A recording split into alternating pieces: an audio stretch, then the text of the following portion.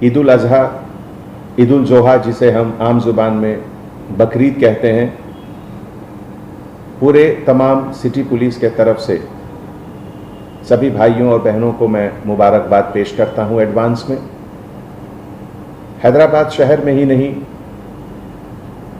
पूरे हिंदुस्तान में, पूरी दुनिया में पिछले 5-6 महीने से जो एक माहौल चल रहा है जिससे आप वाकिफ़ हैं, ये जो वबा है कोरोना वायरस का, इसके कारण तमाम ज़िंदगी बिल्कुल एहतियात के साथ निकल रही है।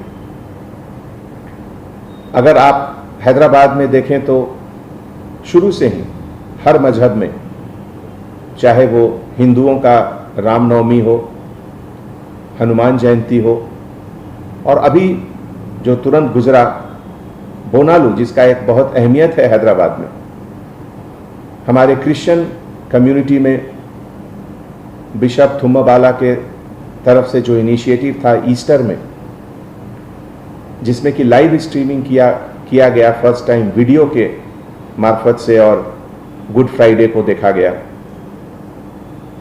फिर हमारे मुस्लिम भाई बहन जो हैं, रमज़ान में भी देखे कि बहुत एहतियात के साथ सब लोगों ने रमज़ान को मनाया, ईद को मनाया, क्योंकि ऐसा माहौल शायद पहले कभी इतिहास में नहीं आया। और इसीलिए सभी के कोऑपरेशन से और अल्लाह सुब्हानहू व तआला के रहम से आज अगर हैदराबाद में दूसरे बड़े शहरों के कंपैरिजन में हमारा नंबर इन्फेक्शन का कम है, डेथ का कम है, तो इसका वजह यही है कि सभी लोगों ने मिलकर इस वबा से एक साथ लड़ने का जो एक डिसीजन लिया, सब शरीक हुए, और इसी स्पिरिट से हम लोग आगे भी चलेंगे। तो बकरीद में भी हम लोग इसी तरीके से आगे आप लोगों से गुजारिश कर रहे हैं, जैसा कि पहले सभी फेस्टिवल में हुआ था, रमज़ान में भी हुआ था, कि कहीं बड़ी गैदरी, कहीं जमात नहीं हुई थी। जैसा कि आप जानते हैं, ये बड़ा चोर किस्म का वायरस है। ये चुपके से आपके शरीर में दाखिल हो जाएगा अगर आप किसी के करीब जाएंगे। 2 गज की दूरी बहुत ज़रूरी है, और इसीलिए हमारे गवर्नमेंट के तरफ से और हमारे बुजुर्ग आलिम के तरफ से लगातार कोशिश है। सभी मस्जिद में हमेशा लोग कहते रहते हैं कि घर पे ही अपना नमाज अदा करें, और अगर मस्जिद आना है तो घर से पहले घर में ही वजू करके आएं। तो इन सब बातों का एहतियात हैदराबाद में हम लोग सब पिछले 5 महीनों से करते आ रहे हैं, और अभी बकरीद में भी मुझे यकीनन पूरा भरोसा है कि हम लोग सब मिलकर सबसे पहले, जिसको कहते हैं आज हम लोग सेफ बकरीद, सेफ ईद का एक नारा देंगे।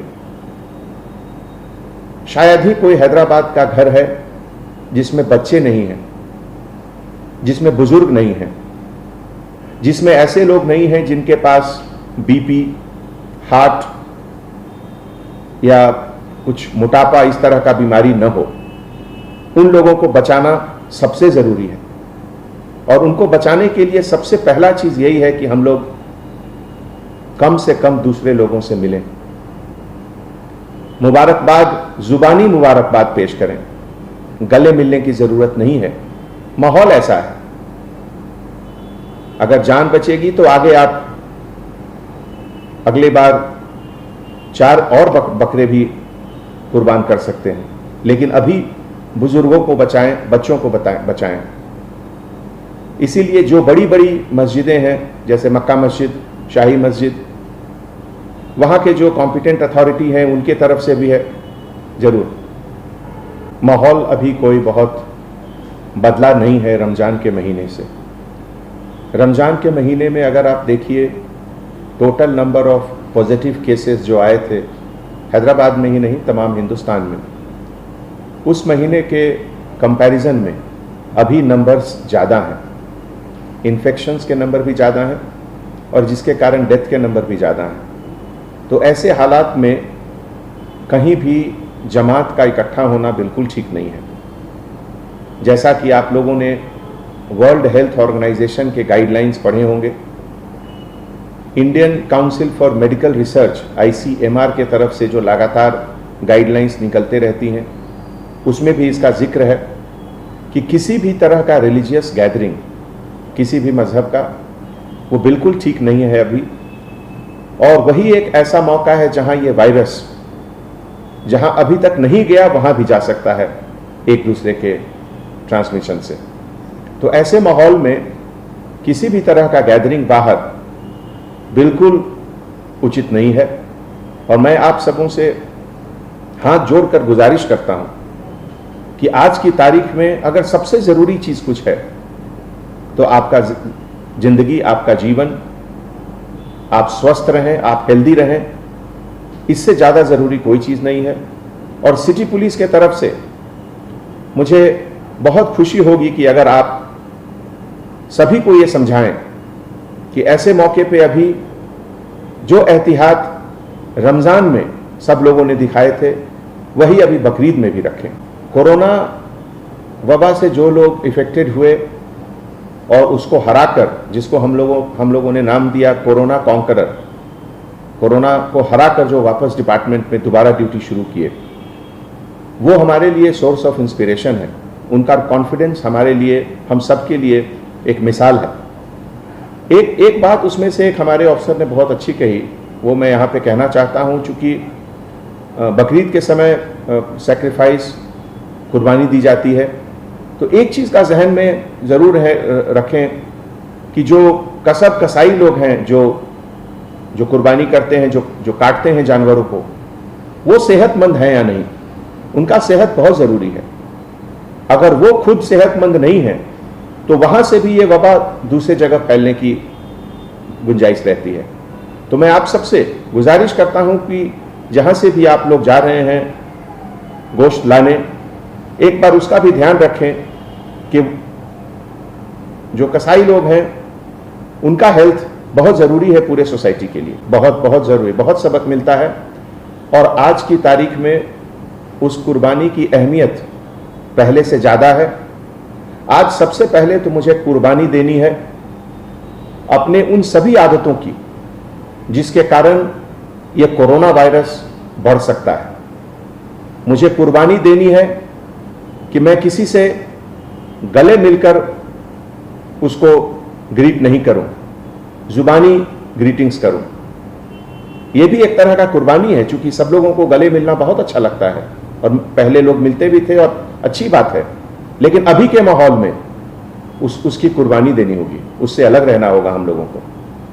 इसी तरीके से जो हमारे घर में जो बुजुर्ग हैं, किसी भी हालत में उनको बाहर नहीं आने देना है। जो छोटे बच्चे हैं उनको बाहर नहीं आने देना है। तो इन सब आदतों की कुर्बानी देनी है।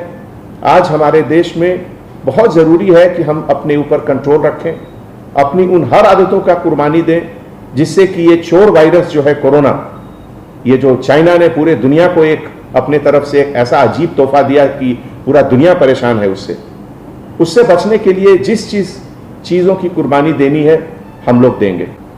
लॉकडाउन खोलने के बाद दोनों चीज़ की अहमियत बढ़ी, लाइफ और लाइवलीहुड। लाइफ को भी बचाना है और लाइवलीहुड को भी बचाना है। खास करके जो हमारे गरीब लोग हैं, जो सुबह से शाम को मेहनत करके रात का खाना खाते हैं, अगर उनकी रोजगार हम लोग बंद कर देंगे तो ये बहुत बड़ा गुनाह होगा। और इसीलिए रोज़मर्रा की ज़िंदगी हमेशा आगे चलती रहनी चाहिए। और पब्लिक में जो अवेयरनेस है पहले से बहुत ज़्यादा हुआ है। 90 to 95% लोग मास्क लगाकर रोड पर चल रहे हैं, लेकिन अभी भी लगभग 2000 से 2500 लोगों को सिटी पुलिस के तरफ से हर रोज़ फाइन होता है कि वो पब्लिक प्लेसेस पे मास्क के बिना घूमते हैं। मैं उन सभी से गुजारिश करता हूं कि आप अपने लिए, अपने परिवार के लिए, अपने बच्चों के लिए, उनकी सेहत के लिए ज़रूर मास्क पहनें। आप हेल्दी हो सकते हैं, लेकिन आप इस वायरस के कैरियर भी हो सकते हैं। हो सकता है कि आप में ये सिम्टम न दिखे, लेकिन आपके संपर्क में जो लोग आएंगे उनको ये जरूर इन्फेक्ट करेगा। इसीलिए नंबर अगर थोड़ा ऊपर जा रहा है या थोड़ा नीचे आ रहा है, उससे अपनी सावधानी में कमी नहीं होनी चाहिए, एहतियात जरूर बरतना चाहिए। कम से कम अभी मुझे लगता है कि 2 से 3 महीने तक तो बहुत ज़रूरी है कि हम लोग स्ट्रिक्टली फॉलो करें, इम्प्लीमेंट करें जो भी गवर्नमेंट की गाइडलाइंस है, ICMR की गाइडलाइंस है। सबसे पहले तो जो हमारे देश का जो कानून है, उस कानून के तहत जो भी प्रोहिबिटेड एनिमल्स हैं, जैसे काऊ, कैमल या इस तरह के जानवर जिनका एग्रीकल्चर में अभी तुरंत यूज़ हो रहा है, उनकी कुर्बानी न दी जाए। और जो भी लोग कुर्बानी दे रहे हैं, जो ज़बह कर रहे हैं, वो जो एक हाइजीन के तरीके से होता है, जो चाकू या जिससे कट कर रहे हैं, वो कहाँ से लाए, उसको अच्छे तरीके से सैनिटाइज जरूर कर लें। हर चीज़ का सैनिटाइजेशन करना बहुत ज़रूरी है।